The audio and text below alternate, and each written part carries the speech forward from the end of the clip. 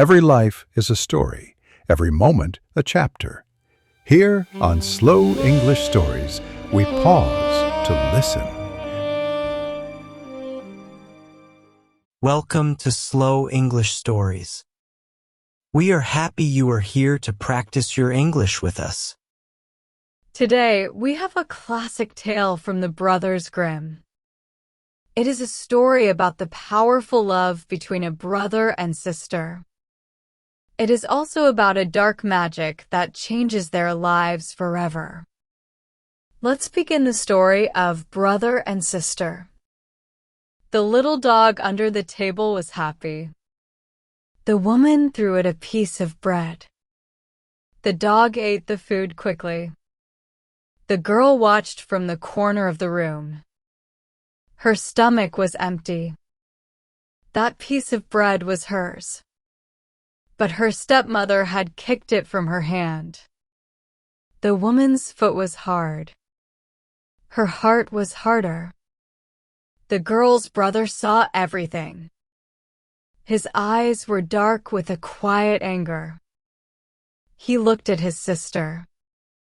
Then he looked at the cruel woman who was now their mother. Their real mother had died. Since then, they had not known a single happy hour. Their new stepmother beat them every day. If they came too close, she pushed them away. Their only food was the hard, dry crusts of bread. These were left over from her meals. The little dog ate better than they did. It slept by the warm fire. They slept on the cold floor. That night, the house was dark and silent. The brother came to his sister. He took her hand. It felt small and cold in his own. "Sister," he whispered, "we cannot stay here. There is no love for us in this house. Come, we will go together into the wide world." She looked at his face in the pale moonlight. She saw his sadness, but she also saw his strength. She trusted him. She nodded, and a single tear ran down her cheek.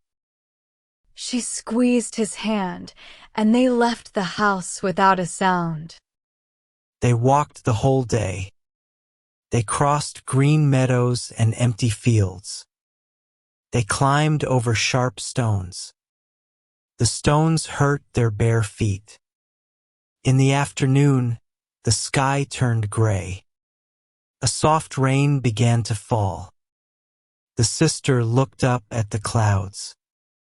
"Look, brother," she said, her voice soft. "God and our hearts are crying together." He pulled her closer to him.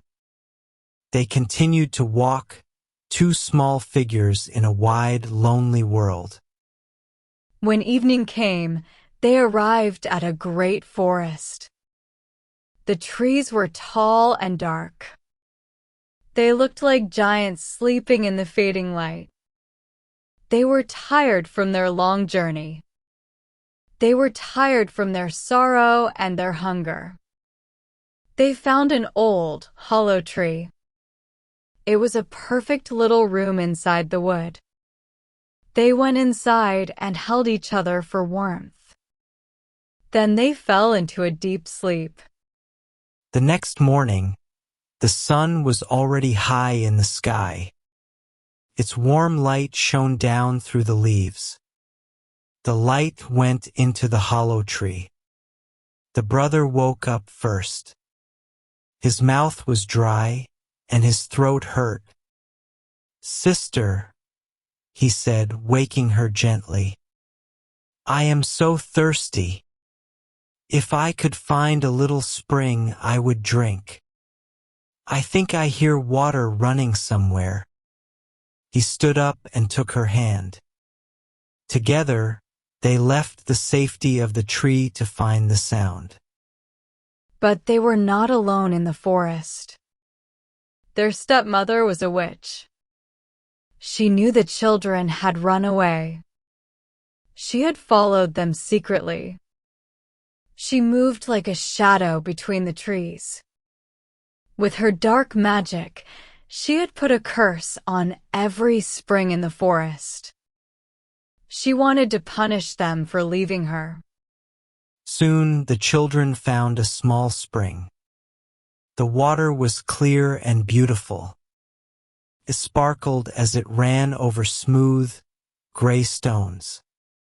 The brother was so thirsty. He knelt down, ready to drink the cool water. But his sister heard something strange. It was a quiet voice coming from the spring itself. The voice said, "Whoever drinks from me will become a tiger." The sister cried out, grabbing his shoulder. "Please, brother, do not drink. I heard the spring speak.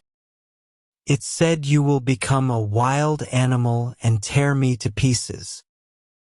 The brother stood up quickly. He looked at the water. Then he looked at his sister's frightened face.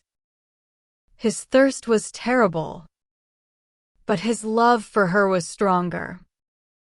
"I will wait," he said. "We will find the next spring." They walked on. The sun grew hotter. The brother's thirst became a fire in his throat. After a time, they came to a second spring. The water here also looked clean and good. Again, the brother knelt to drink. But again, his sister heard the secret voice of the water. This time it said, "Whoever drinks from me will become a wolf." She pulled him back, her voice shaking. "Brother, please do not drink. This spring is also cursed. It said you will become a wolf and eat me up." The brother looked at her and saw the fear in her eyes. He did not drink. "I will wait for the next spring," he said. But his voice was weak.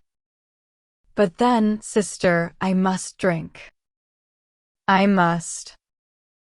My thirst is too great." They walked again, deeper into the silent forest. Finally, they came to a third spring. As the water flowed, the sister heard its rushing sound say something. "Whoever drinks from me will become a roebuck." A roebuck was a young deer, a gentle animal. But she knew the danger was still real. She turned to her brother, with tears in her eyes. "Oh, brother, I beg you, do not drink," she said. "If you do, you will become a roebuck, and you will run away from me." But this time, her words could not stop him. The thirst was too powerful. He was already on his knees by the water. He leaned forward and drank. The first drops of the enchanted water touched his lips. Then a change came over him. It was a quiet, sad magic. His body became smaller and more graceful. His skin became soft brown fur. His arms and legs became thin and strong. He lay there on the ground, no longer a boy. He was a beautiful young roebuck. The sister began to cry over her poor, bewitched brother. The little roebuck cried too. His animal eyes were full of human tears. He did not run away. He sat sadly beside her with his head low. She touched his soft fur. "Be quiet, my dear little roebuck," she whispered. "I will never, never leave you." She took off her golden garter. It was a thin band of gold thread she wore on her leg. She gently put it around the roebuck's neck. It shone like a tiny crown against his brown fur. Then she gathered soft green rushes from the ground. She wove them into a long cord. She tied the cord to the golden garter. She held the other end in her hand. She led her brother on, deeper into the great forest. For many years, they lived alone in the wilderness. They found a small, empty cottage hidden among the trees. It was old, but it was safe. The sister made it their home. Every morning, she went out to find food. She gathered sweet berries, nuts, and roots for herself. For her brother, she brought back the softest grass. She also brought tender green leaves, which he ate from her hand. At night, she would lay her head on the roebuck's back. It was her pillow and she slept peacefully. If only the brother had his human form, it would have been a wonderful life. One day, the peace of the forest was broken. The king of that country was holding a great hunt. The sound of hunting horns echoed through the trees. The loud barking of dogs filled the air. The happy shouts of the huntsmen also filled the air. The little roebuck heard these sounds. His heart was filled with a strange excitement. He wanted to run. He wanted to be part of the chase. "Oh, sister," he said in her mind, "let me go out. I must see the hunt. I cannot stay here any longer." He begged her for a long time. She did not want him to go. She was afraid for him. But she saw the longing in his eyes.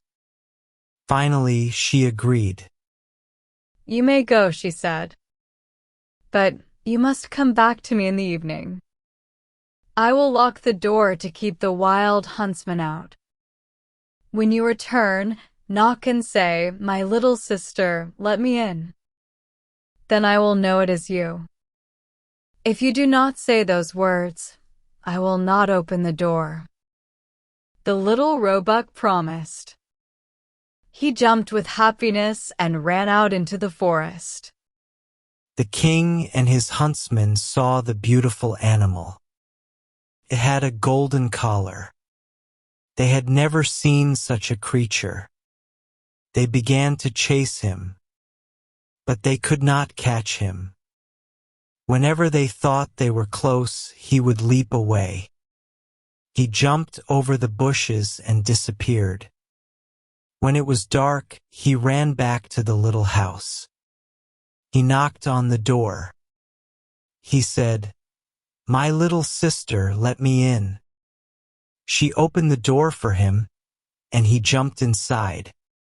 He rested all night on his soft bed of moss. The next day, the hunt began again. The roebuck heard the horns and could not rest. "Sister, open the door for me," he said. "I must go." She opened the door, and he ran out, full of joy. The king and his hunters chased him all day. In the evening, they managed to surround him. One of the hunters wounded him lightly in the foot.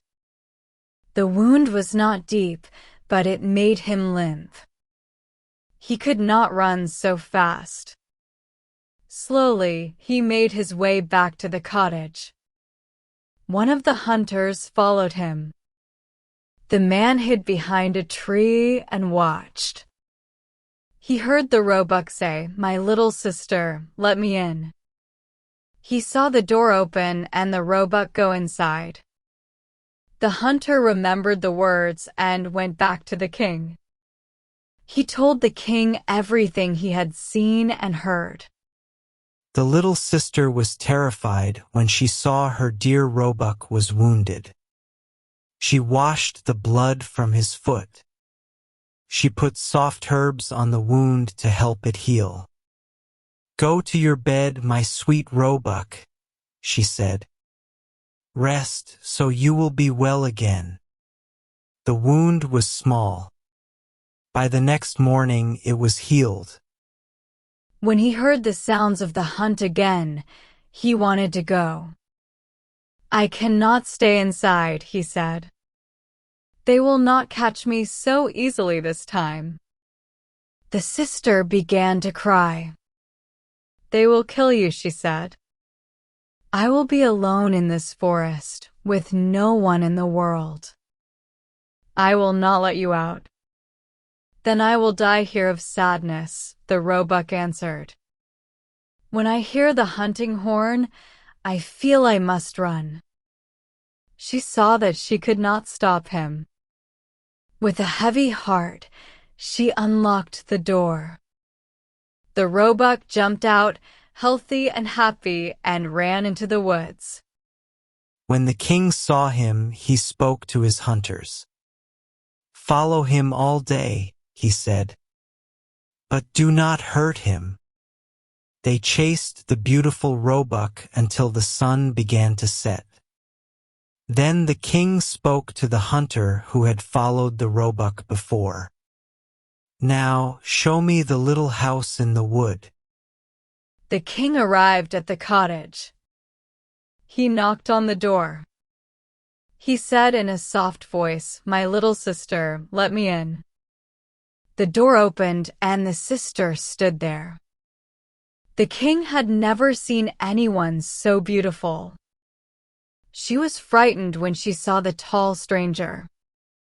He had a golden crown on his head. But the king smiled kindly. He held out his hand. "Will you come with me to my castle and be my wife?" he asked. Yes, she answered softly. But the little roebuck must come with me. I cannot leave him. He will stay with you for as long as you live, the king promised. He will want for nothing. Just then the roebuck came running home. The sister tied the rush cord to his golden collar and led him out. The king lifted the beautiful girl onto his horse. They rode to his castle and were married with great celebration. She was now the queen, and they lived together in happiness. The roebuck was cared for and loved. He played all day in the large castle garden. But their happiness did not last forever. The wicked stepmother was the witch who had caused all their sorrow. She heard that they were alive and happy. Her heart filled with envy and hate. Her own daughter was ugly and had only one eye. She complained day and night that she should have been the queen. The witch promised her daughter that she would get her wish. A year passed. The queen gave birth to a beautiful baby boy. One day the king was away hunting. The old witch used her magic. She made herself look like a chambermaid. She went into the queen's room. The queen was weak after the birth of her child. The witch told her that a warm bath was prepared for her. She and her ugly daughter carried the weak queen to the bathroom. They had made a terrible magical fire there. They put the queen in the bath and closed the door. The heat and smoke were too much for her, and she quietly died. Then the witch gave her own daughter the shape of the young queen. But she could not give her a second eye. "You must lie on the side of your missing eye," the witch told her.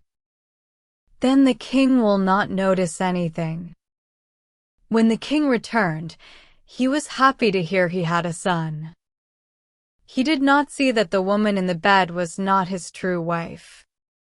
At midnight, when everyone was asleep, a nurse sat by the baby's cradle. She saw something strange.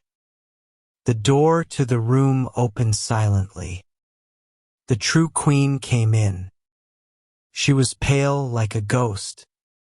She went to the cradle. She took her baby in her arms and fed him. Then she went to the corner where the roebuck lay sleeping. She gently stroked his back. Then, without a word, she left the room. This happened for many nights. The nurse was too afraid to tell anyone.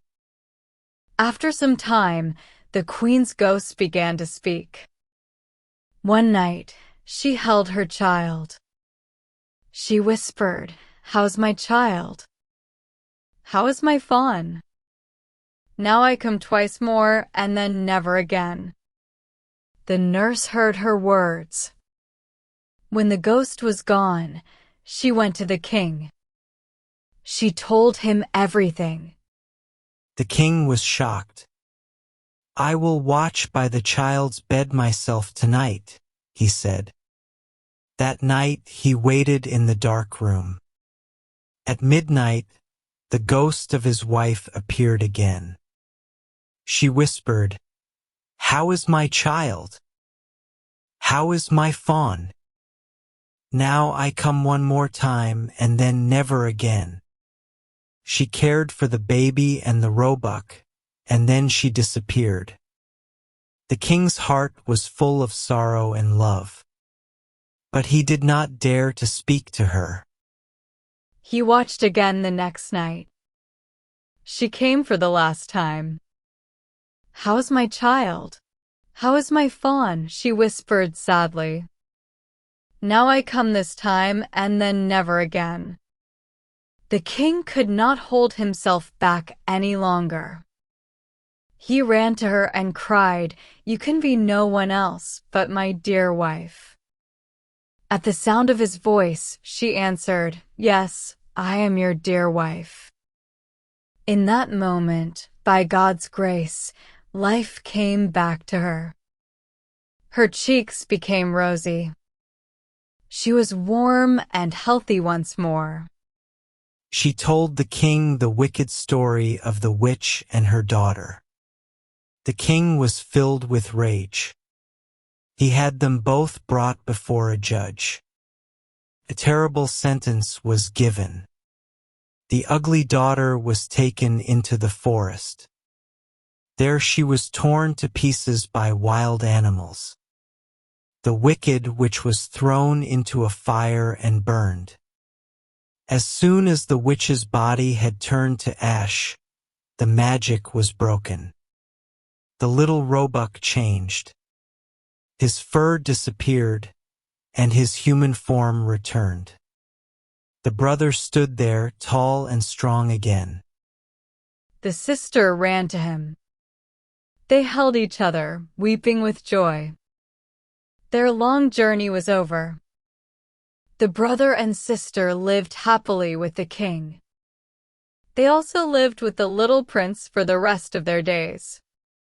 And so, the brother and sister found their happiness at last. Their love for each other broke the evil witch's curse. Thank you for listening to Slow English Stories. We hope you enjoyed the story and will join us again for another tale.